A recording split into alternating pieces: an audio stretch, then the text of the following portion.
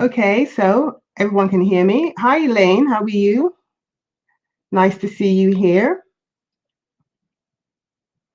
Okay, so before we get started, let me, can you type in the comment box where you guys are from? So I want to see where everybody is from. I'm here in Atlanta, Georgia, by way of London, England. So where are the rest of you from? Okay, so Selma, Alabama, cool. Boston, Baltimore, Maryland, Atlanta, GA, my home, well, I guess my adopted hometown. Okay, great. So I see there are people from all over. I think I see someone from San Francisco by way of Indianapolis. Okay, hi. Michelle from Indianapolis and Bryant from Baltimore.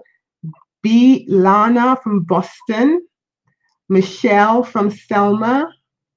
Erica from Baltimore. Of course, Elaine from Atlanta, Georgia. Okay, well, I was going to try to wait to see if we get some more people come in before I get started. It's 1:32, but I don't want to wait too long because I definitely want to respect everybody's time.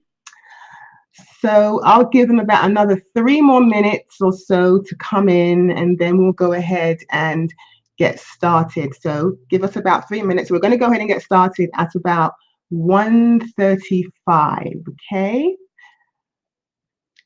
Thanks, guys. So give me about 2 to 3 more minutes.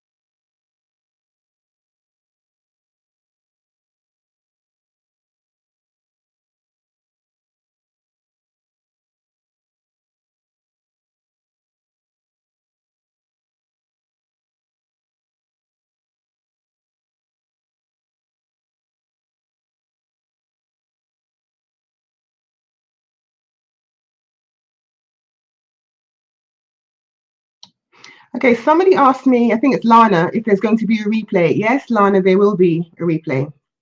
And I'll send those out after the actual live event. And also, I'm also broadcasting live on Facebook. So if for some reason you missed this live event, you can also go back on Facebook to watch the replay, but I'll also be sending out a replay as well. Okay, Lana says she's multitasking. Trust me, I understand. I really understand. A lot of times when I'm on webinars, I do a lot of multitasking. You know, it's really hard to focus sometimes. And even worse, when I'm taking CPE classes, I tend to multitask doing that as well. But that's understandable. So there'll be a replay, so that's not a problem.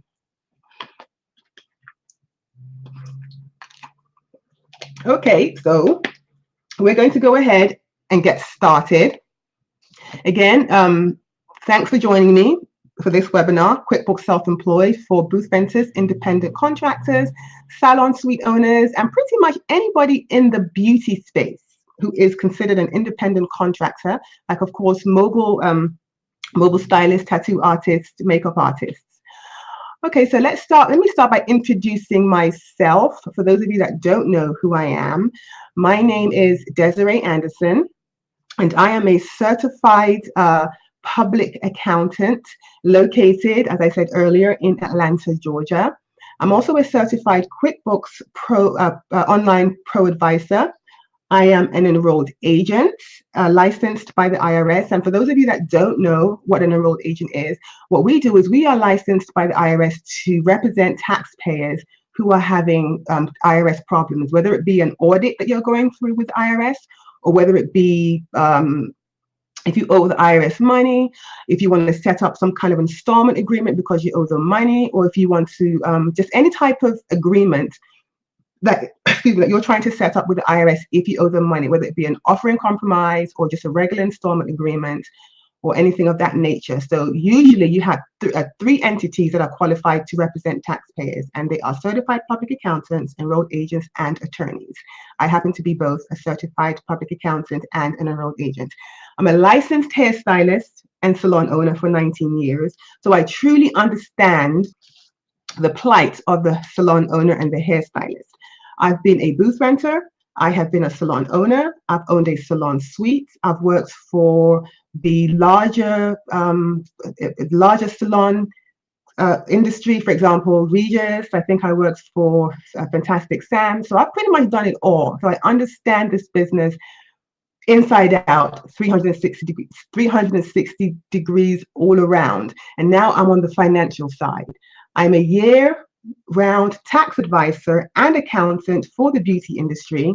So basically, to sum things up, I help beauty industry professionals bridge the gap between what we did not learn in cosmetology school and what we should know as independent contractors and business owners. Because as you all know, I think when we were in school, the Milady's book, the portion of the Milady's book that covered business really didn't do us any justice. It just talks about a few things here and there, but you know, there are a lot of things that we should know and that we don't know because we were not taught in school. So hopefully I am here to help bridge that gap. Okay, so what's on the agenda? So what are we going to be talking about? So today we're going to be covering QuickBooks Self-Employed. So we're going to talk about what QuickBooks Self-Employed is and what it is not. We're going to talk about the different devices that you can use when you are actually using the software. And then after we talk about those two things, we're going to jump onto the actual QuickBooks on a self-employed screen, where I'm going to start navigating the screen and showing you different things, showing you the benefits of QuickBooks Self-Employed and how you can actually use the software for your business. So we're not going to be stuck on slides, because I know slides are boring. Nobody wants to look at slides all day long. So we'll actually jump into the actual screen so we can move around and you can ask questions. Okay, so when we actually get into the software, we're going to talk about the home screen, what that is, setting up your tax information in QuickBooks and why it's important to do so. We'll be talking about setting up your financial accounting information and what the purpose of that is. We'll also discuss something new that's called the QuickBooks Self-Employed Labs. We'll talk about that and what you need to know about that in particular. We'll talk about tracking and organizing your income and your expenses, because that's why we're here. That's what's important, and that's the purpose, the main purpose of the software. We'll talk about tracking your auto miles for those of you that are mobile stylists or those of you that do a lot of traveling, a lot of driving. Tracking your quarterly taxes, which is very, very important. Tracking and paying your quarterly taxes, because most of the problems that I find with my clients when it comes to owing the IRS or not filing taxes, it all revolves around not paying quarterly taxes and then being extremely surprised and shocked at the end of the year when you finally find out how much you owe. Okay, we'll talk about, we'll be reviewing the annual tax calculations, the types of reports that you can get inside of QuickBooks Online, QuickBooks Self-Employed, also invoicing your clients, and connecting your QuickBooks Self-Employed accounts to TurboTax. Now, that's for those people who like to do or who choose to do their own taxes. I always advise my clients that, you know, maybe you shouldn't do your own taxes, because usually when you do, you tend to miss out on a lot of deductions. But that being said, there are people that prefer to do their own taxes. And I have to say that some people do a good job. So I can't really say it's not necessarily a good thing for everyone. But if you're one of those people that likes to do your own taxes and you use TurboTax, we're going to talk about how QuickBooks Self-Employed can facilitate that particular process. Okay, so I'm going to go ahead and share my, oh, before I do that, let's talk about what QuickBooks Self-Employed is. Before I continue, can you type a 1 in the chat box if you can hear me, please? Just want to make sure that I'm still, okay, great. Thank you. Okay, so what is QuickBooks Self-Employed and what isn't it? And who is it for? So QuickBooks Self-Employed is for independent contractors, self-employed individuals, and really anybody who files a Schedule C. So if you're a booth renter, if you are a mobile stylist, if you are a salon suite owner, and you file a Schedule C, then QuickBooks Self-Employed is more than likely for you. Now, in order to use QuickBooks Self-Employed, you do have to be a very simple business. That means that if you have employees that you have to track, or if you have a ton of contractors that you have to track, or if you're tracking inventory, then QuickBooks Self-Employed is not for you. Okay, so you have to be a simple business, and the main purpose of you wanting to use QuickBooks Self-Employed is to track your income for tax purposes. So basically, QuickBooks Self-Employed mirrors the Schedule C that we as independent contractors use to file our taxes, and that is the purpose.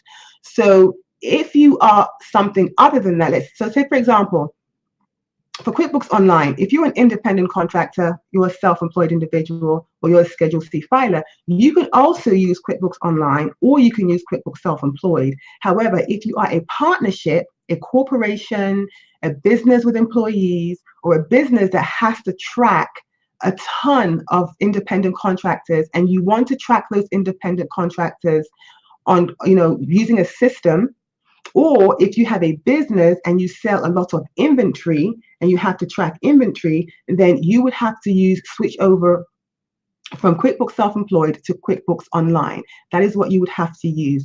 Now, that being said, if you are an independent contractor and you are a self-employed individual, a booth renter, or you own a salon suite, and you have people that you pay, let's say you have your assistants that you pay, or you have a couple of contractors that you pay, you can actually still use QuickBooks Self-Employed, and you can track your contractors or even your employees outside of QuickBooks Self-Employed. So you can have a totally separate system for tracking that information and still be able to use QuickBooks Self-Employed. But if you want to be able to track everything inside of QuickBooks as a whole, then you would have to switch to QuickBooks Online. And definitely, if you're tracking inventory, you definitely want to use QuickBooks Online. And let's see, so what types of devices does QuickBooks Online as QuickBooks Self-Employed support?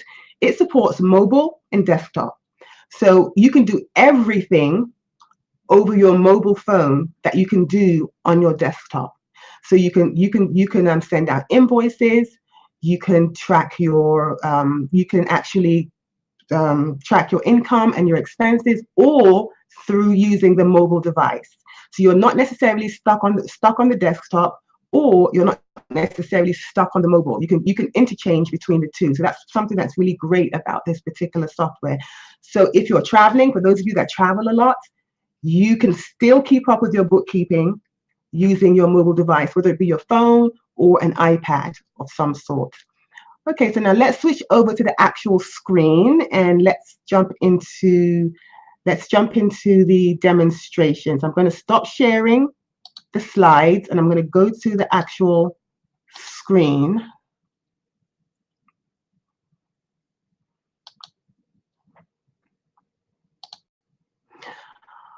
Okay, so this is the QuickBooks Self-Employed screen. So when you first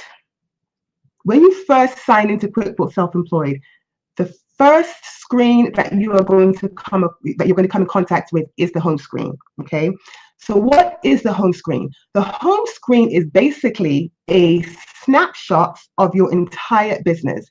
It lets you know how you are doing within your business. For example, profit and loss. You can see from the home screen how much money you have actually made this year, or you can see how much money you have made within a certain month, whether it be December, whether it be last month, which was November, or you can look at your income for the last 3 months. Or you can also look at your income for 2017. So if you're trying to look to see how much money you made in 17, you can actually do that by clicking on 2017, and it's going to show you all of your income for 2017. And of course, if you want to see what you've made year to date for 2018, you can click on this year. And then you want to see what you made in the last 3 months, you click on this particular tab, and it gives you all that information. Now, same thing with expenses. It shows you all of the expenses that you have paid for last year, this year, last 3 months, last month, and also for this month. Okay, another thing that the home screen shows you is how many accounts you have connected to QuickBooks Self-Employed. So accounts meaning your bank account, your credit card accounts, your PayPal accounts. If you have PayPal, if people pay you through PayPal, you can also connect your PayPal account here. And the cash lets you know, anything that says cash is usually your bank account. Of course, your credit card is going to be your credit card account. And then other accounts would be something like your PayPal. So if you have PayPal connected, that's what will show up here. You can also see your invoices, all of the invoices that have been paid, and all of the invoices that are due. So if you've sent out 3 invoices to clients and you have 2 that are paid and 1 that is still due, you will see all of that on this screen. Also your mileage, whatever mileage you have accumulated for the year, you can see over here. So for 2017, it shows you the mileage you accumulated for 17, for 2018, everything to date. And then finally, it shows you your estimated taxes for the quarter that we are in. So right now we are currently in quarter 4. So that would be October, November, and December. So basically what this is saying is that Jennifer so far has has estimated taxes based on the calculations that the software has derived of $3,915. Now, I personally think that this information here is one of the most relevant, because what I find is when I have clients that come to me at the end of the year and I do their taxes and they owe all of this money and they wonder, oh my God, what happened? Why do I owe all this money? And the reason is because a lot of people don't pay their estimated taxes every quarter. So they are surprised at the end of the year when they see that they owe $20,000, $30,000. Now, the good thing about QuickBooks Self-Employed is that it automatically calculates your estimated taxes on a quarterly basis. So that way you can see exactly how much you owe every quarter. And I'll discuss this further as we go along. And then it starts to accumulate. So you can see every quarter starts to add up and you can see how much you owe.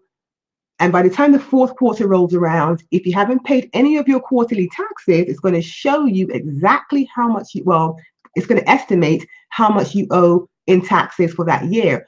So that way, at least if you're not paying your quarterly taxes, which you should be doing, but if for some reason you're not paying them, at least you see the amount the estimate that you supposedly owe. That way, when you finally get your taxes done, it's not such a shock. It's because you saw it, you just didn't pay it, but you're no longer surprised as to how much you owe.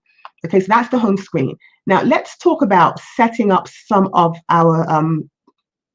the functions in QuickBooks Self-Employed that's going to help facilitate some of these benefits like estimated taxes and mileage. Okay, so let's start out with taxes. So in order for you to be able to track, or rather, in order for the system to be able to track your estimated taxes, you have to set up your tax profile. Okay, so your tax profile, you can actually, there are a couple of ways you can set that up, but let's just start out with this particular screen. So you want to click on the gear icon and you're going to click on tax profile. Okay, when you click on tax profile, the system is going to start asking you a bunch of questions. So the questions are you single? Are you married? Are you a qualified widow? You're going to answer yes or no. And based upon your answer, the system is intuitive. So based upon your answer, you'll get the next question. So for example, let's say I'm single. I click on single. Then the questions are going to be asked based on the fact that you are single. If you are married, Then if you click on married, the questions are asked based on the fact that you are married. If you're married, if you are filing jointly, you will click on yes. If you are not, you will click on no, and you'll get the relevant questions based on that. So let's assume this person is married and they're filing jointly. Okay, so you're going to include any type of W-2 income that you have coming in. So let's say, for example, you are a hairstylist and you work as a mobile stylist, but you also work for another salon. Let's say you work for Regis and you are a W-2 employee. Well, in order to estimate your taxes as accurately as possible, you also want to include your W-2 wages, what you're going to make that year. So what's your annual W-2 income? You're going to include that information here. You're also going to, now you have the option of allowing the software to estimate for you when it comes to your withholdings, okay? You can estimate it yourself if you like, but I always say, why go through all of that when the system can do it for you? So I always click the estimate for me. So you would include your W-2 wages for that particular year. Let's say $50,000, what you think you're going to make that year. You would include the $50,000 in here, and then click on estimate for me. So the system can estimate your taxes for you. And then of course, if you're married, because you are married filing jointly, you want to include your spouse's information within the tax profile. That way you get more, you get a more accurate calculation of how much your estimated taxes are going to be. So you include your spouse's information here, how much your spouse is making, and I always say estimate for me. And then of course, are you going to pick the standard deduction or are you going to itemize? Well, because of the new tax law, which starts in 2018, the standard deduction has increased to $24,000 for a married couple. So a lot of people now probably won't need to worry about the itemized because their standard is going to be more than the itemized. But if you think your itemized deductions is going to be more than 24,000, then you want to include what you think it's going to be under itemized, and you just go ahead and save it. Once you've done all of this, the system can now accurately, to the best of its ability, estimate your quarterly taxes for estimate your quarterly taxes for every quarter. Now, do keep in mind that QuickBooks Self-Employed only estimates federal taxes. It does not estimate state taxes. So that's something you're going to have to do outside of the system. The second thing is your vehicle information. Now, in order for QuickBooks to estimate your mileage, or rather to track your mileage, you're going to have to include your vehicle information inside of the software. So the type of car you drive, the year it is, do you own the vehicle or do you lease it? Most people usually own their own vehicle, and then the total amount that you paid for the vehicle, and then the date that you bought the vehicle. So let's say you bought the vehicle in 2015. You're going to include the date that you bought it, and then the date that you placed it in service. So the date that you placed it in service is the date that you started using your car for business. So if you purchased it in 2015, but you didn't start using it for business until 2017, then you want to include that date here. Let's say you started using it in January or February of 2017, you will include the date that you started using it in this box. And then you want to record your odometer reading. So starting from when, let's see, the odometer reading from January 1st of the year that you started using your vehicle. And then at the end of the year, you're going to come back and you're going to put the odometer reading for the end of the year. And what this does, it pretty much helps calculate the percentage of use that you actually used your vehicle for business purposes. And the reason why it wants to know the percentage is just in case you decide to use actual miles instead of using standard miles, then the system has the percentage. That way you can take the percentage that you used your vehicle for work and you can multiply it by the actual expenses that you actually paid for your vehicle. And I'll discuss that a little bit later. Okay, and then finally, health insurance. So as independent contractors and as self-employed people, as business owners, we are allowed to deduct our health insurance premiums. Now, keep in mind that our health insurance premiums can only be deducted on our actual tax returns. We can't deduct it on our profit and loss statement. That being said, even though that is the case, the system still wants to know all of the information about your healthcare premiums, so that way at the end of the year, it can let you know how much of your premiums are deductible on your actual tax return. So as you answer all of the questions here, so you're going to answer the questions, and based upon how you answer the questions, the system will intuitively ask you additional questions. So if you say you don't have health insurance, as you can see, it says thanks for the information, and you can just move on to the next. If you had health insurance, then of course you will click on one of these two options, and then you can answer the questions moving forward. Also, if you have a health savings account, you can take a deduction for health saving accounts. So the question is, do you contribute to a health savings account? If you say, no, I don't contribute, then the software says, thank you very much for your information. You can now move on to the next. If you say yes, then they're going to ask you questions. How did you have a high deductible health plan? If you say yes, then it's going to just keep asking you questions. And then all of the information that it gathers from here, it would now take that information and you can use it for a deduction on your actual tax return. Okay. Now, that is setting up your tax profile. Now, the tax profile that we set up covers estimated taxes. So when you actually set up your tax profile, it helps calculate your estimated taxes. Your vehicle helps to helps to track your mileage, and healthcare lets you know how much of your healthcare payments or premium payments can be deducted on your tax return. Okay, so now for the transactions. The transactions is more for the accounting side of things. You're tracking your income and your expenses. So QuickBooks Self-Employed allows you to connect your bank accounts and your credit card accounts to QuickBooks Self-Employed. So there are a couple of ways that you can actually connect your accounts. You can actually do it through this by actually clicking on the gear icon and connecting it this way, or you can connect it when we get to the transaction key screen. And I'll show you how to do that from the transaction screen when we delve into that portion. But for right now, if you wanted to connect it from this screen, from the home screen, you will click on bank accounts. Now, as you can see, so far, this person, Jennifer, she has 2 accounts connected to her QuickBooks software. She has her Chase checking account and she has her Chase credit card account.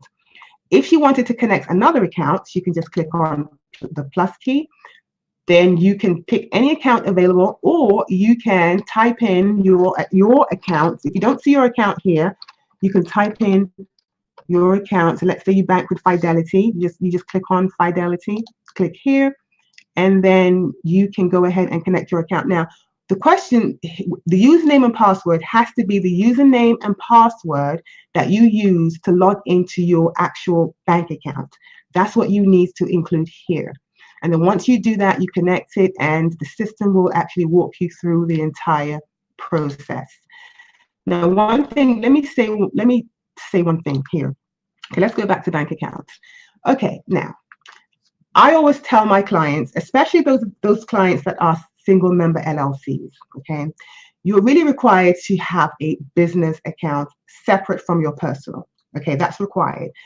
Sole proprietors, the requirement isn't necessarily there. You can use your personal account for business and vice versa. However, best practices is that you use a single account for business. So let's assume that you decided to start running your business like a business, and you decided that you want to now start using just one account for business. However, in prior months or prior years, you had about 3 or 4 or 5 or 6 or 7 accounts that you operated out of. You used it for business and you used it for personal. But now you want to gather all of your information, and you want to input the information into QuickBooks Online. That's why it's QuickBooks Self-Employed. So you have 1,000 accounts. So what you can do is you can go ahead and you can connect all 1,000 accounts to QuickBooks Self-Employed. Okay. Once you've connected all of the accounts, you can then go in and you can sort your transactions. So you can sort your income and you can sort your expenses. Now that that's all done and you are up to date, So everything is up to date through December. And now you say, I'm going to start to use only my Chase account for business. I no longer want to use the other 1,000 that I have. What you can do is you can go ahead and just turn it off. Okay. Once you turn the account off, moving forward, no more data from that particular bank account will be downloaded into QuickBooks Self-Employed.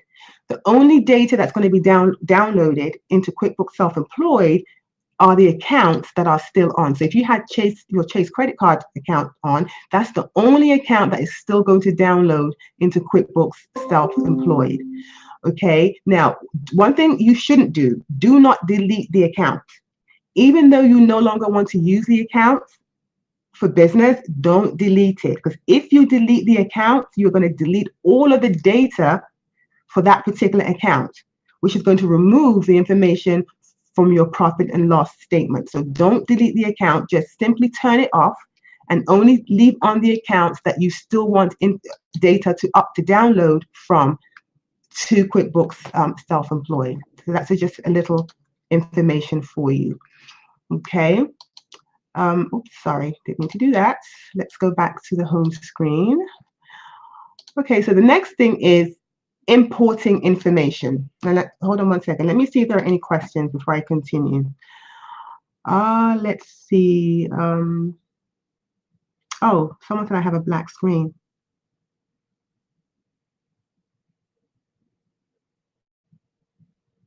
Okay, now she's okay. She's fine. All right, so there are no questions. Okay, so I'm going to go back to what I'm doing. Okay, so let's see, imports. Now, usually all of the uploads or the downloads that come from your credit card account and that come from your actual bank account, QuickBooks Self-Employed will only allow you to upload 90 days worth of data or transactions, okay? Now, that's not very helpful if you're trying to include an entire year's worth of data. So let's say you're trying to include all of 2018, and QuickBooks Self-Employed only allows you to upload 90 days. Well, there is another way that you can upload the remaining information. So you can actually upload the remaining information using a CSV file, okay? So you can import it by using a spreadsheet. And how you would do that is you would, okay, well, that's not what I was trying to do. Let's go back here. Let me X out of here. Okay, yeah. Okay, so yeah, you would upload the information using a CSV file by clicking on Import Transactions. So when you click on Import Transactions, you would then click on Browse, and then you will try to find the file that you are trying to import. And I'm actually going to do a little demonstration on that one once we get to the transaction section. So for now, I just want you to know that it's available, and I'll show you how to do that later on. But yeah, so you can import transactions for the entire year. So if you're trying to import something today, you can only import, let's say, October, November, and December. But if you want to go back to January, that's when you would use this particular method to import transactions from January. Okay. Let's see. And then, of course, we have something called rules. Now, the rules I really like. Now, I always tell people, for those of you that hate bookkeeping, which most people who are not bookkeepers hate, they don't like bookkeeping, there is something that's called the rules, where you can actually automate the system. You can actually automate your bookkeeping system where when things download from your credit card or from your bank, you can tell it to automatically go wherever you want to put it. And we'll talk about that when we get onto the transaction screen. And then there's a new feature that's called receipt forwarding. So receipt forwarding is a feature that allows you to forward receipts from your email directly to QuickBooks Self-Employed. So let's say, for example, you have online vendors. Either you purchase something from PayPal, you purchase something from Amazon, or you have vendors that you purchase things from, and they send you an online invoice. Or even if you decide to take a picture of one of your receipts and then forward it to yourself. So what you do is, when you get the receipt from your vendor, whether it be Amazon or PayPal or eBay or whomever, then you can actually forward that receipt. Okay, you can forward that receipt to yourself. And when you forward the receipt to yourself, then you can actually send it from your email account to an email address that QuickBooks Self-Employed provides you with, and the information automatically goes or is uploaded into QuickBooks Self-Employed. So basically what happens is you get a receipt, an online receipt, you take that receipt and you forward it to yourself, and you use the actual email address that is given to you by QuickBooks Self-Employed, which you will get once you set up the whole process. And then when you actually forward that receipt to that address, the receipt automatically appears inside of QuickBooks Self-Employed. And when it does that, then you can actually come in and you can match that receipt to a transaction. So if that receipt has a transaction that hits your account from either your credit card, or rather from your either your credit card or from your bank account, then the receipts would automatically match up, and you can actually, so it's saving you time. And also, if it's a receipt that let's say it's a cash receipt, and somebody sent you, or let's say somebody sent you the receipt via your email online, but that particular transaction is not part of your uploaded information from your banking or from your credit card statement, or accounts rather, you can just manually input the receipt. So it's something that is really, I love that feature, because now you can just do things automatically and create a workflow for these receipts. And let's see. Okay, so now that we've spoken about everything that's on the gear icon, let's go to the transactions tab. So this is where all of the magic happens, okay? So after you have actually uploaded your banking and or rather, once you've connected your bank accounts and your credit card accounts to QuickBooks Self-Employed, all of the data uploads automatically, and this is where it winds up under the transactions tab, okay? So you see all of your information, all of your transactions from your banking and your credit card accounts. Now, this is something that is, to me, is just wonderful, because back in the day, before all of this, we had to manually input information into the system. So you had to get all the receipts, get all of the information, and you have to sit there and you had to manually input all the information into your software.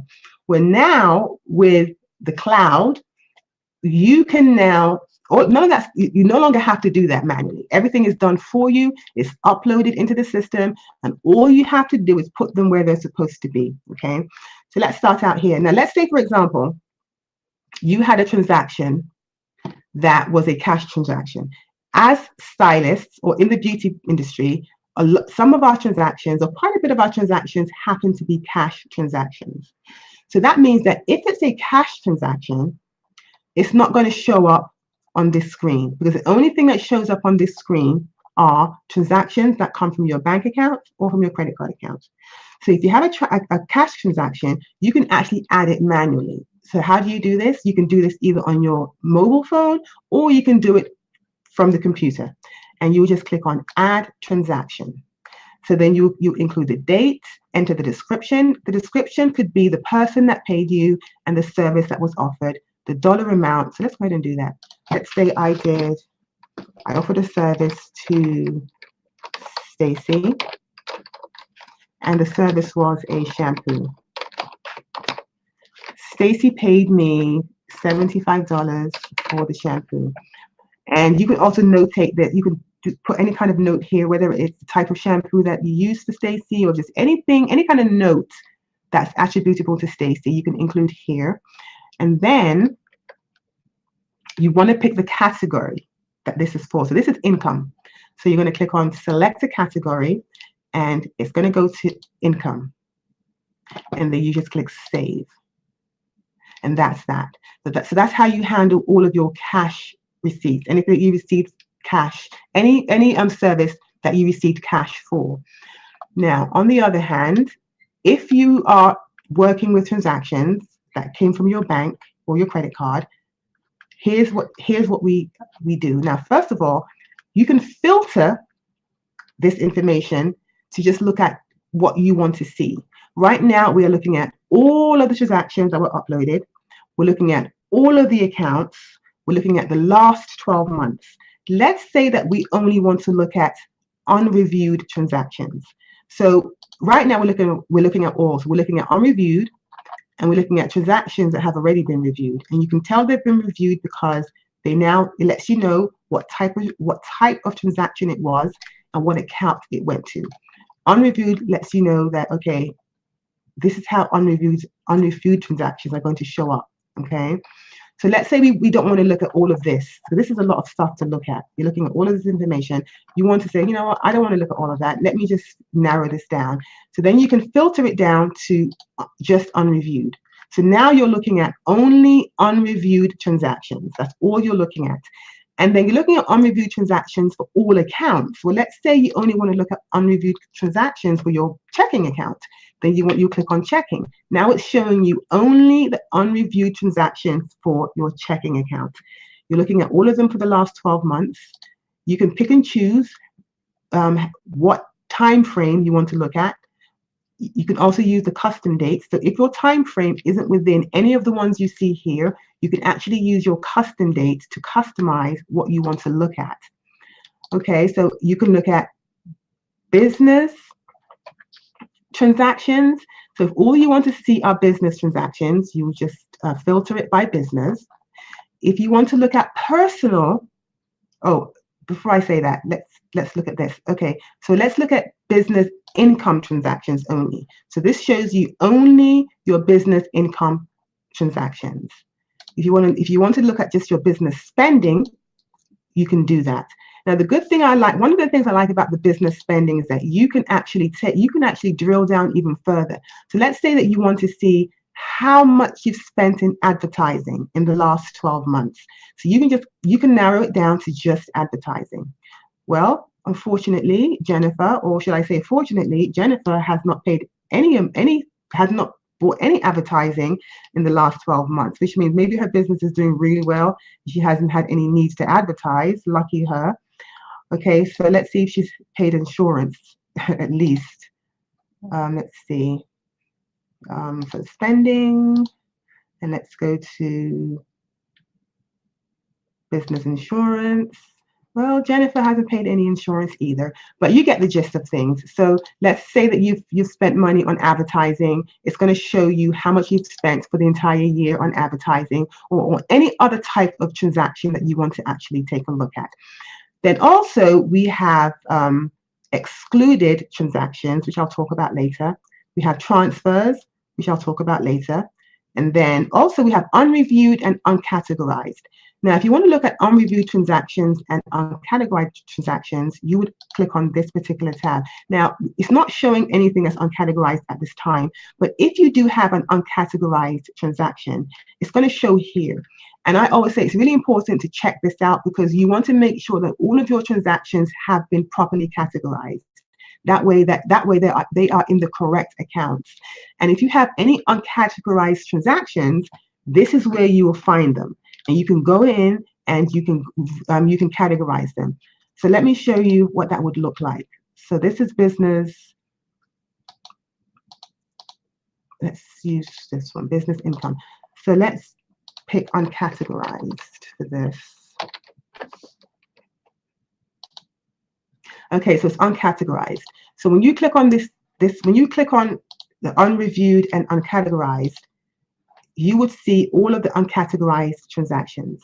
So you know that it's rent. For some reason, it wasn't categorized. So you want to make sure you go in and you categorize it. So you click on uncategorized and you will click on rent. You can actually just search up here.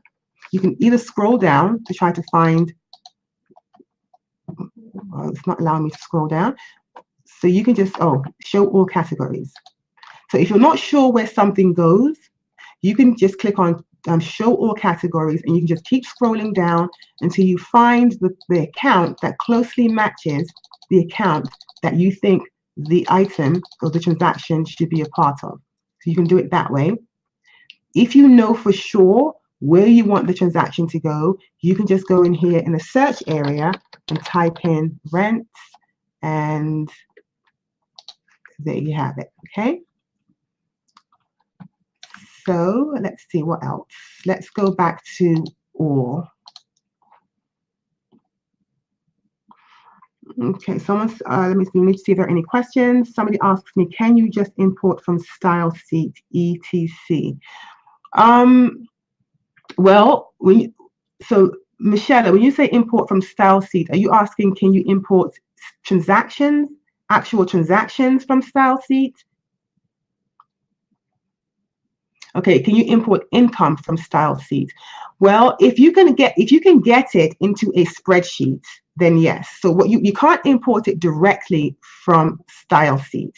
You would have to import it into a spreadsheet, and then you can, once you've imported it into a spreadsheet, then you can turn around and import the information into QuickBooks Self-Employed. But let me say this though, if the income that's coming from style sheet hits your bank account, then there's no need for you to import that same income from style sheet. Okay, so because most times, like if you take credit cards and you use Square is going to import the information or import that data or the dollar amounts into your bank account, which means that it's going to automatically show up on your, it's going to download from your bank account into QuickBooks Self-Employed.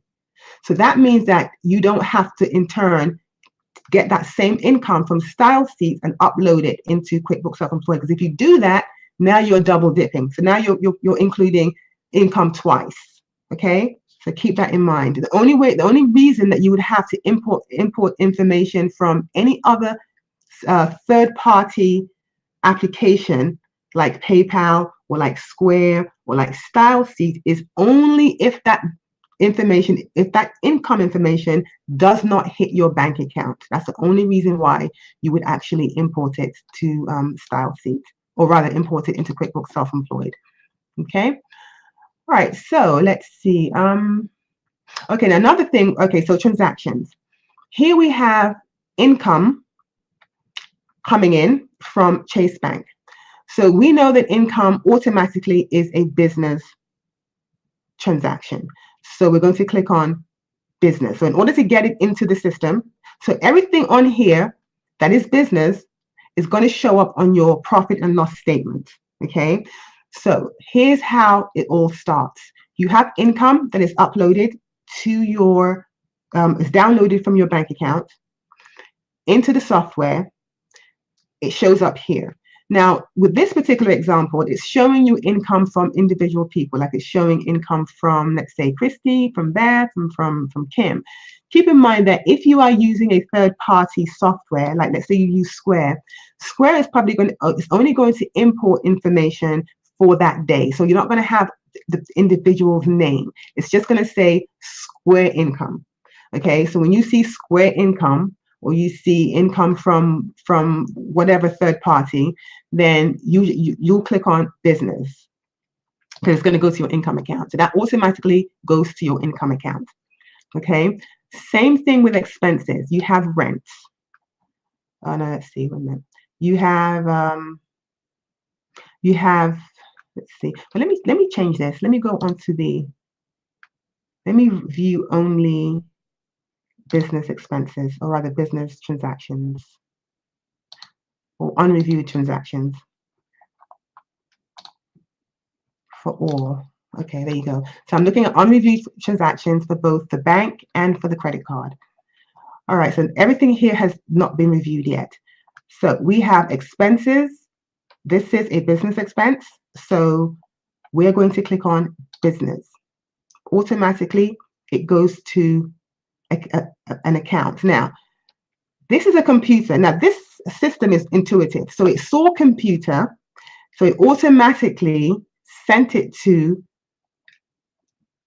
the software category, okay, which is fine. But let's say for some reason the category that the system sent the transaction to was not the category that you wanted it to go to.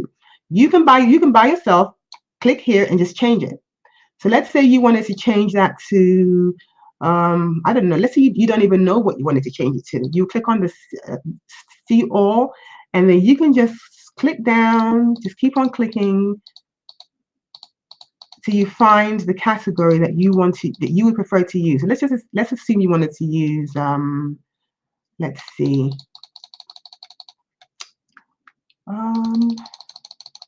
let's pick a random category. Let's just pick copier. Then it's going to go to the copier. It's going to be part of your copier expense. Okay. We have advertising. Now you can see this is SEO online advertising. You're going to click on business, and it's intuitive, so it automatically sends it to the advertising account, which is correct. We have Luke's Coffee Shop, business. It sends it to meals and entertainment. Now let's say that you did an auto repair. Okay, so you took your car for auto repair and you use QuickBooks Self-Employed for both business and for personal. So the auto repair that you paid for was actually a personal expense and not a business expense. So then you will just click on personal.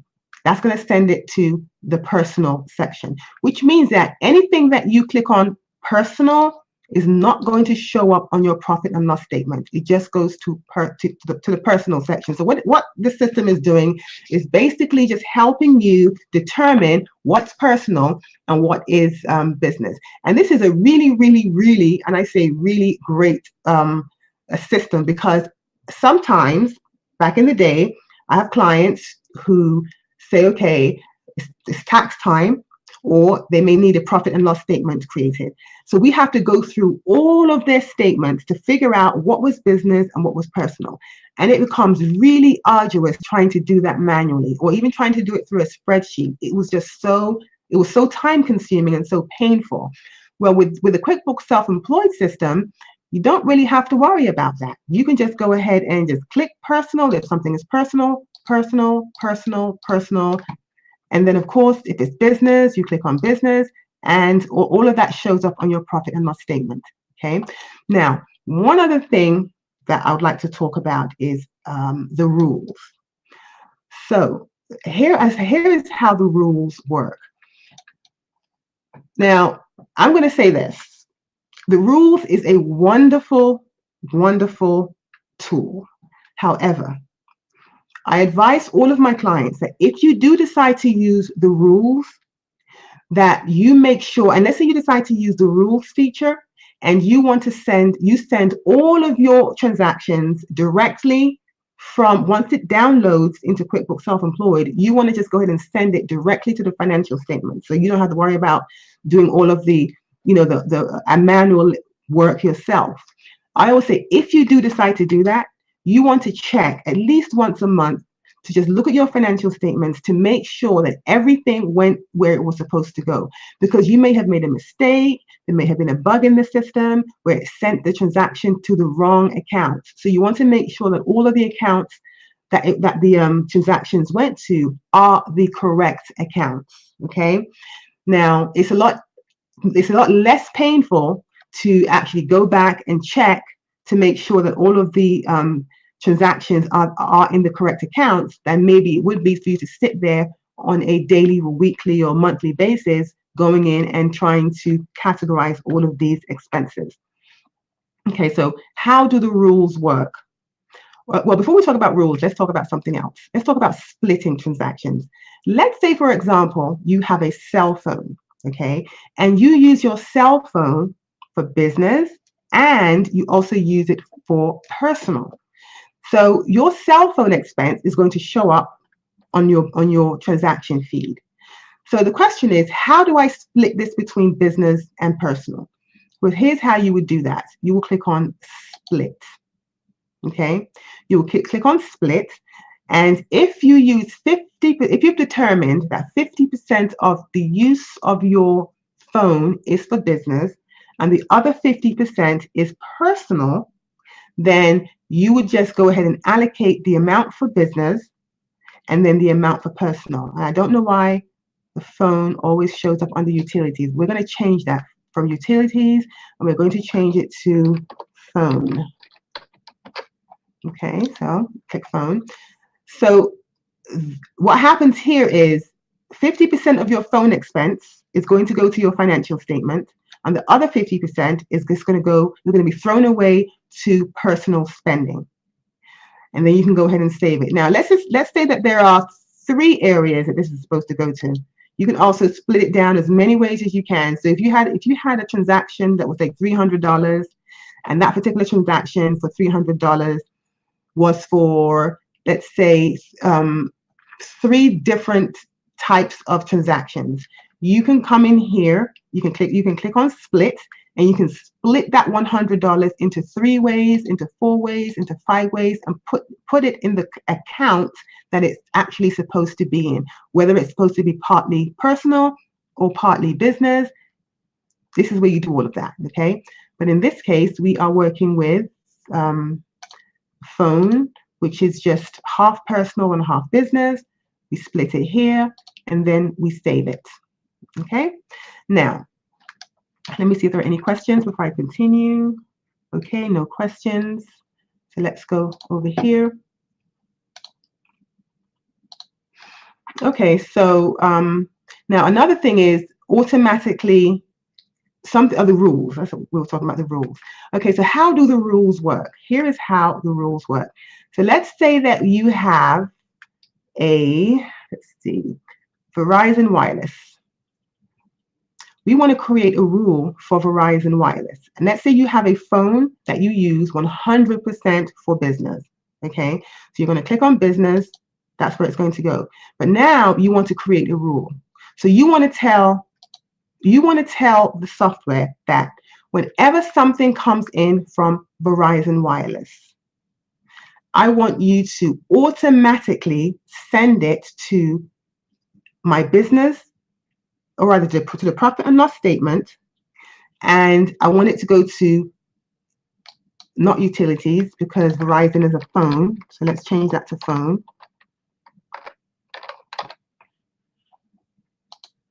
Okay, I want it to automatically go to the phone category. Okay, so this means that whenever something comes in from Verizon, it's going to automatically go to the phone category on your profit and loss statement, which means there is nothing else that you have to do.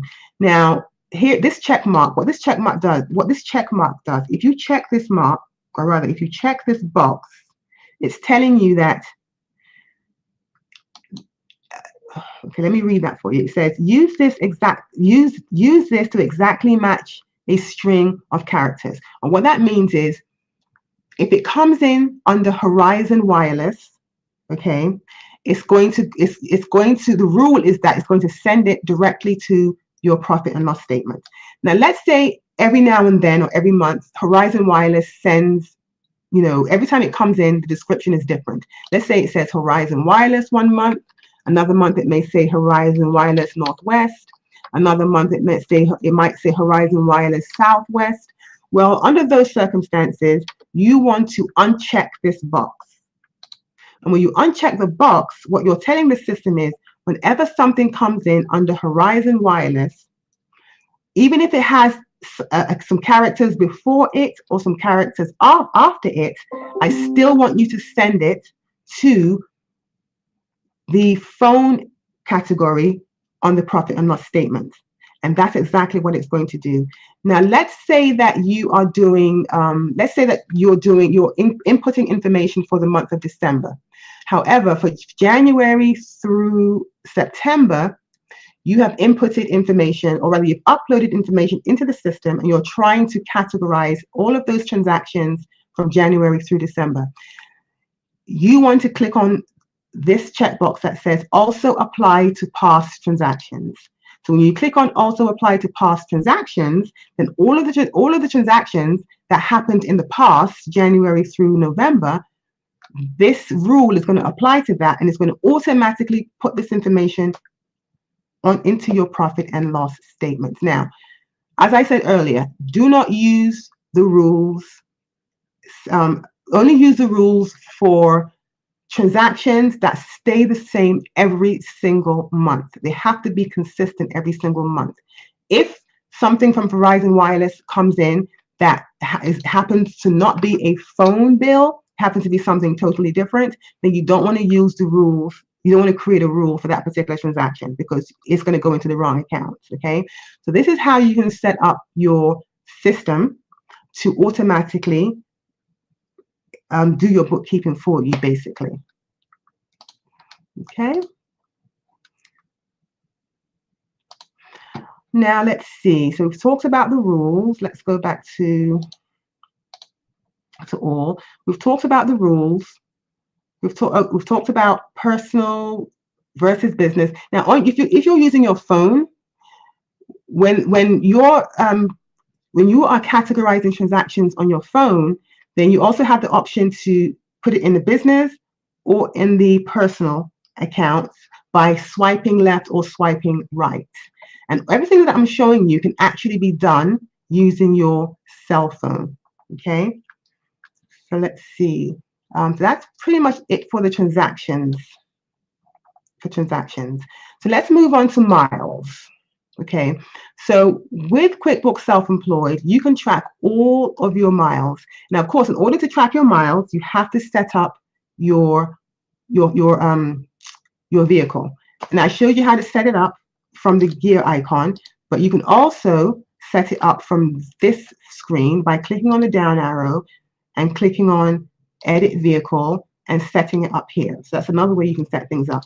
Also, you can import, if you use import Mile IQ trips. If you use Mile IQ for mileage, you can actually import that information into QuickBooks Self-Employed. Now with mileage, there are a couple of things that you can do. You can actually manually add a trip, or you can add the trips using your mobile phone. Now, if you drive a lot, let's say you're a mobile stylist and you are constantly driving from point A to point B, you can actually just turn on the app on your phone. So whenever you drive, everything is automatically being recorded. Okay, when everything is automatically being recorded, what happens is you can either click on the unreviewed from your desktop, and you're going to see all of the miles that you drove in the unreviewed section right here. And then you can determine what was personal and what was business. Now, or you can use your actual cell phone and you can determine you can actually use your cell phone to separate the business from the personal travels. So you'll swipe left for business and you'll swipe right for personal.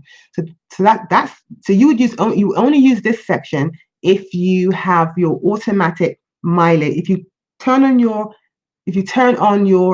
mileage on your cell phone, and everything happens automatically. Now, if you do not turn on your app on your cell phone, then you can manually include your miles. You can either do it on your cell phone or you can do it from here. So to do it from here, you will click on Add a Trip. Okay, so to add the trip, you will include the date of the trip. You would also include the number of miles here. So let's say you drove 59 miles. You include that here. You'll include your starting address, whatever that is. Let's just throw something in there, add, and then you can include your ending address. Now, you will include your ending address here. So let's say that's your ending address. And then you want to also include the purpose of the trip. Seminar, and then click on Save. So you've then included your actual mileage for that particular day. Now, how do you view how many miles you've driven? Okay, so if you click on, so you can filter your mileage by clicking on either one of these three tabs. If you click on all, it's going to show you both business and it's going to show you both business and personal mileage. If you click on business, it's going to show you all of the miles that you have actually, let me say this. Okay, it's going to show you all of the miles that you have driven for business. And if you click on personal, it's going to show you the miles that you have driven for personal. Now, if there were, let's just assume that there were miles here. Let's say you drove around 15,000 miles for personal. There won't be a dollar amount here because for personal miles aren't deductible. So this is always going to say 0. However, for business, you're always going to see how much of a deduction, mileage deduction, you're going to get based on the number of miles you have driven. Okay, so you can also further filter by the year that you're looking at. So 2018, only 94 miles were driven. For 2017, 363 miles were driven. Or you can customize. If you want to just look at a certain month or a certain time period, you can customize how many miles. You can customize to see the number of miles you drove within a certain time period. Now, one thing that's really great about this particular feature is that you can also email this report to your accountant. So at the end of the year, when your accountant asks you, okay, let's send me your mileage log, or how many miles did you drive, rather than trying to guess, you can just click on the email. You can just click on the email tab, and you can just email it to your accountant, and your accountant is going to receive the email showing how many miles you've driven for the year. So it's a great feature. Also, if you want to look at how many miles you've driven, or if you want to just look at it in a spreadsheet, you can click on this download. Okay, when you click on download, it's going to come in a Excel worksheets format, which you can't see, but you can't see it. But anyway, yeah, it's not showing up on the screen. But anyway, yeah, when you click on this download, you're going to see your mileage in an Excel format view. So you can go in and you can look and see, where you've driven, what your trips were for. You can look at everything in one place, basically. That's what that does for you. Okay, so let me see if there are any questions here. Okay, one question from Lana. She says, so to be clear, you can only turn on mileage if I was going to, for example, buy products for the business, but I cannot turn on from home to business. Okay, Lana, so you can turn on the mileage. If you're going to turn on the mileage and you drove from your shop to purchase a product back to your shop again, and then let's say you forgot to turn it off and then you drove from your shop to home. Well, when you do that, when it's time to categorize your miles, okay, so when you go to the screen, this screen, which is the unreviewed, you're going to see the trips. Whenever you turn your car off, whenever you stop and turn your car off, it's going to record. Okay, that's one. That's one trip. And then you turn your car on, you start driving again, it's going to show as another trip, and so on and so forth. So what you can do is you can categorize that. So for what you drove from your salon to the shop, you're going to swipe business. Okay, from the shop, or rather, from the shop back to the salon, you're going to swipe that as business as well. And then from your salon back home, you're going to swipe that as personal. So that's how you categorize it. So you can do it that way, or you can just figure out how many number of miles you drove from the salon to the shop and back again, and you can manually input the information. Okay, if I went from home to buy products, but not back to the salon until the next day. That's a good question. Usually, when you drive from home, if you're going from home to the salon, to buy products, and then you go back home again, that's a technical question, because I could say, yeah, sure, you can take it because that was for business purposes. Or I can say no because you drove from home. But personally, if I should see that, I would go ahead and say yes, that's deductible because you drove from your home to the salon. Now, that is only if you are, let's say, a booth renter or you're an independent contractor. Because if you are a booth renter, you can also use your home as a home deduction. In other words, you can use your home for office purposes, because most of the time when you're at the salon, you are working on clients. Okay, when you have administrative work, because you have to either determine your credit cards, your sales, all of the administrative work is going to be done at home at your home office.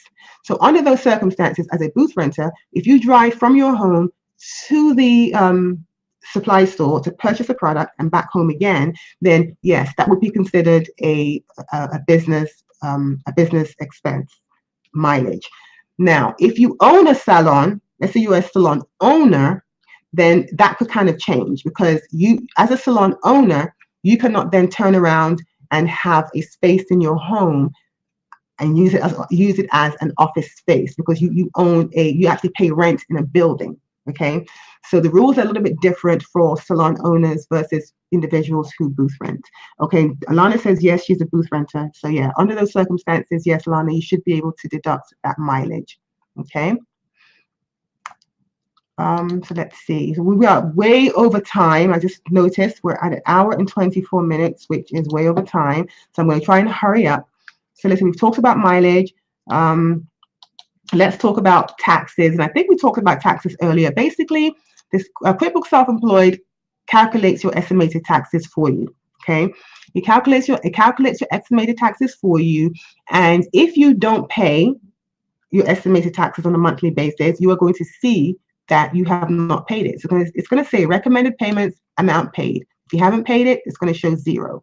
And it's at the bottom, it's going to show you your total amount of estimated taxes to date. So you owe $26,000 to date. Now, so basically you haven't paid it. So when you actually do get your taxes filed or file your taxes, and it comes back showing you owe $26,000, you won't be shocked, because as you were working in your QuickBooks Self-Employed program, you noticed every time you click on the quarterly taxes, you notice that you owe $26,000 that you have not yet paid. Okay, so I tell my clients all the time, rather than being shocked, try to always pay your estimated taxes, because at the end of the year, it's a lot easier for you to pay $3,000 in one quarter or $4,000 in one quarter than it is for you to pay $26,000 at one time at the end of the year. Okay, so basically, quarterly estimated taxes are calculated based on the information you initially put in the system related to your tax profile. And then we have our annual taxes. Annual taxes basically shows you what you've done for the year, and this is what's going to be used to file your taxes, profit and loss. So let's just go through this really quickly. So it shows you your total income for the year, and it shows you your total expenses. And here are your business deductions. Business deductions shows you your spending, and it also shows you your deductions. Okay, so as you can see, spending and deductions are different.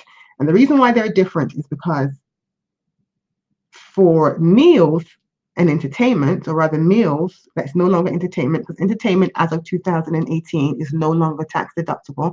So for meals, you spent $1,145, but you only allowed 50%. You're only allowed to deduct 50% of the total amount of meals that you spent, that you paid for. So that's the reason why you see a difference in spending, which is what you actually spent, $7,794, and it shows you what your actual deductions are going to be, which is $7,221. Also, your vehicle deduction is going to show you all of your vehicle deductions, or in this case, it's going to show you the mileage that you drove and how much of a deduction you're getting. For home office, as I mentioned earlier, for those of you that are booth renters who are going to use a portion of your home for business, this is where you're going to see how much you get to deduct. Now, this is a little bit complicated. You want to definitely have this area set up. So all of these areas can be set up. They're going to be set up in the system before you get started. Okay, so to see how this is set up, as a matter of fact, let me go back here and let's see. I actually have a class that I created for QuickBooks Self-Employed, where it shows you step by step how to set up the system. So if you decide you want to do things on your own, you can actually watch this class, and it's going to show you step by step how to set up your QuickBooks online file. It's going to show you how to set up the software, and it's going to show you, it's going to tell you why you're doing what you're doing. Okay, so when it comes to the home office deduction, when it comes to healthcare, all of that, I show you step by step how to set things up. Because in order for you to get this deduction for your home office, you're going to have to set up your home office deduction section of QuickBooks Self-Employed to get this deduction. Also, your business assets, that's another area that you can get a deduction with, but you're going to have to set that up in the system. And of course, your healthcare expenses, once that's set up, you'll see a dollar amount here. And then estimated taxes is a summary of all the taxes you've paid for estimated, or rather all the estimated taxes you've paid for the year. As you can tell, Jennifer paid nothing, so therefore nothing's going to show up here. Okay, so let's move to reports. I'm trying to move fast because I am well over my time. Okay, so looking at reports, what kind of reports does QuickBooks Self-Employed have? Let's see. So types of reports that we have a profit and loss statement. Basically, the profit and loss statement shows you all of your business income and your business expenses for the year, and that's it. So everything that we're doing, pretty much, this is the end result of everything that we do. So all of the transactions that you actually categorized on the transaction screen shows up here under profit and loss. Okay, and let's see. Another report are the receipt report. The receipt report shows you all of the receipts that you have uploaded into QuickBooks Self-Employed. So if you have any receipts, in this case, no receipts have been uploaded, but if there are any receipts, you're going to find them here. Click on here, and it's going to show you a report of all of the receipts that you have uploaded into the system. Then you have your tax summary. Again, the tax summary is this is the report that shows all of your tax information. So you can see your business income, your business expenses. Now, we looked at a screen similar to this earlier. All of your expenses, your vehicle deduction, it breaks everything down for you here. Your home office deduction. In this case, the way it was set up, Jennifer went for the standard. So there's an actual and there's a standard. And usually you'll take whichever is more. And once you set up your system in QuickBooks Self-Employed, it's actually going to show you which one is more and which one is less. And of course, you're going to go with the one that's more. And then, of course, your business assets. If you are entitled to any deductions, it's going to show you here. And of course, your healthcare expenses. It's going to show you what you're entitled to. And once again, your estimated taxes. It's going to show you what you have paid so far to date in estimated taxes. And finally, let's talk about invoicing. Let's see if there are any questions before I continue. Okay, no questions. And by the way, for those of you that are on this webinar, there is, I'm going to put an offer which provides you with, okay, well, for some reason I just, okay, well, I'll go back to that. So anyway, let's talk about invoices. So creating an invoice, QuickBooks Self-Employed. Here, this is where you can create invoices for your clients. So now people always ask me, okay, well, as a stylist, what kind of invoices am I going to create for my clients? Well, depending on the kind of business that you have, you can create invoices for your clients. Let's say, for example, you have a client that wants to purchase hair, or you want to do hair, a weave, and she needs to purchase hair. Well, you might want to collect the money up front, okay? So you may want to send her an invoice for that. Or let's say she wants you to order her a product. So you want to order a product, you might want to invoice her either before you actually purchase the product, so that way you have the money up front. Or, I mean, there are different reasons why we invoice our clients. So QuickBooks Self-Employed has come up with an invoicing option that allows you to invoice your clients.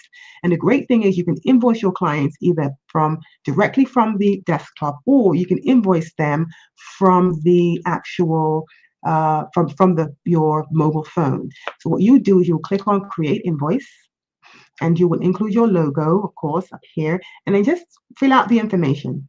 Everything that you fill out here is actually going to show up on the actual invoice.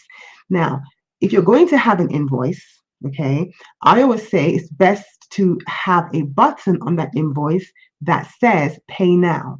You want your clients to pay you immediately, or you want them to have a way to be able to pay you easily and immediately. So in order to do that, you would have to set up payments with QuickBooks Self-Employed. And how you would do that is you will click on Set Up Payments, and you just follow the directions. You just follow directions to set up the payments, and that way your clients can now pay you using either a Visa card, MasterCard, or directly from their bank accounts. So with ACH check, they can pay you in any way that they desire. So there are several different ways that they can actually pay you. So there's no excuse why they haven't paid you, because you've given them so many options: Visa, Master, American Express, ACH. Okay, so debit card. They could pay you in all those different ways. So how do you go in and create the invoice? So once you've created the invoice, you're going to pick the name of the person that you are sending the invoice to, and then of course the dates and when it's due. So if you want it to be due immediately, then you are going to use the same date as the invoice date for the due date. Or if you want it to be due in, let's say, 5 days from today, then you can click on December 15th. Now you want to add whatever it is. So let's say you purchased hair. So hair purchase. And then you want to include the rates. So it's going to be flat rates, of course. And the amount is, let's just say it's $65. Oops, I don't know what happened. Let's try this again. Description, hair, flat rate, $50, or rather $65. And then adds to invoice. That's what you're supposed to do. You're supposed to add it to invoice. Then you can include any, you just keep including. And if you want them to pay you beforehand, let's say you have a client that you're going out of town to do, and you want her to pay you beforehand, then you can actually include the service here, and then the rate, whatever the rate is, whether it's by the hour, whether it's by the item. But actually, for hair, the hair should be by the item and not necessarily flat rate. Save invoice. And then we're going to add service to this. And it's going to be a flat rate. So let's say you charge $3.50 for your service. You add to invoice, and then you just send the invoice to your client. And you can also leave a message here to let them know whatever you're trying to tell them, whatever message you need to relay to them. And then if you haven't set up payments, then they'll just receive the invoice and they can just pay however, whatever agreement you guys have, they can pay accordingly. And then you just send invoice. And it's going to let you know. You can also go in here and type in whatever information you'd like to type in. And then once that's all done, you can just click on Send Invoice. And now your client has received your invoice. Now you can come on here. The invoices screen is going to show you all of the invoices that you have outstanding. You can also go in here. You can view the invoice that you've sent out. You can edit the invoice for some reason. Let's say you made a mistake. You can actually go in here, edit the invoice, and send it again to your client as a correction. You can duplicate the invoice, print it, and send a reminder if your client decides that if your client hasn't paid you and the invoice is overdue, you can actually send a reminder to your client to make the payment. Okay. So let's see if there are any questions.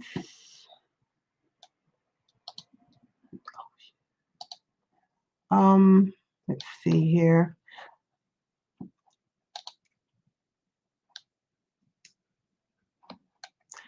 Okay, I'm not quite sure what I did to my screen, but for some reason I can't see the I cannot see my chat box. That's weird. Can't see my chat box to see if there are any questions. So let's see. Let me try refresh.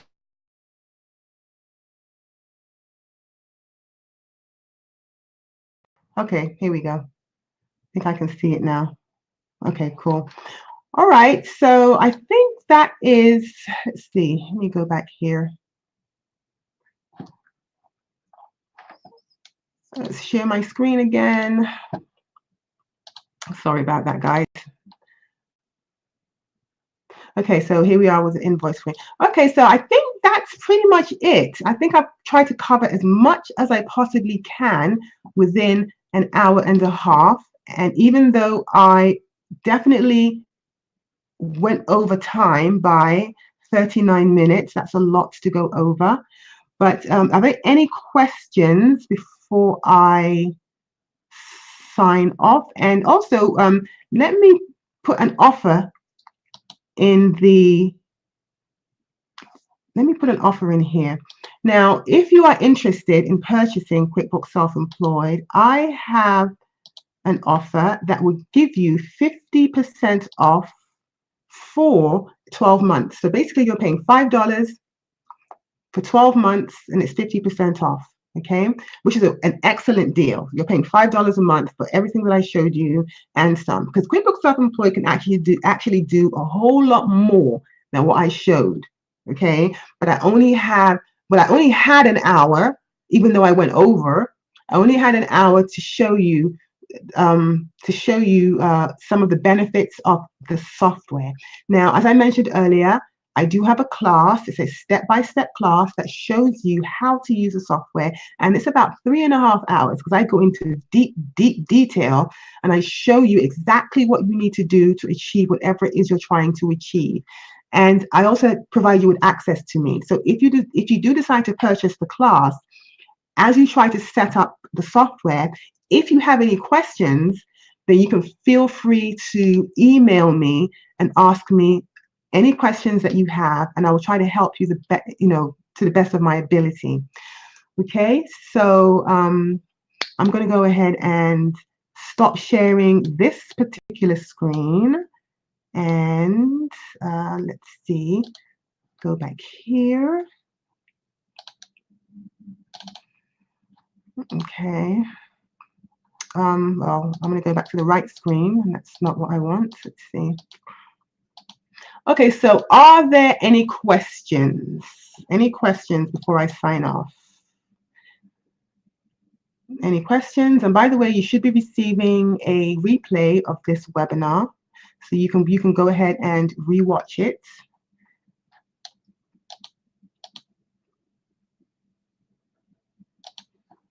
Okay, so it looks like there are no questions.